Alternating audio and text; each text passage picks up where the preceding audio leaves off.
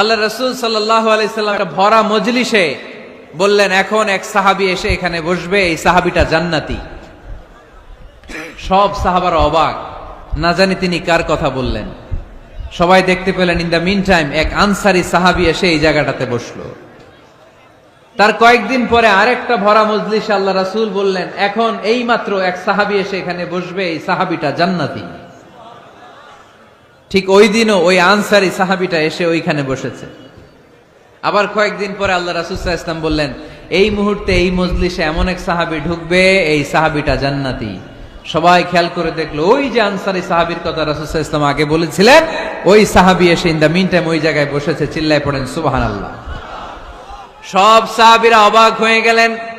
ঘটনা কি এমন গোপন আমল করে এই সাহাবী, যে গোপন আমলের কারণে তিনটা ভরা মজলিসে বিশ্বনবী এই সাহাবী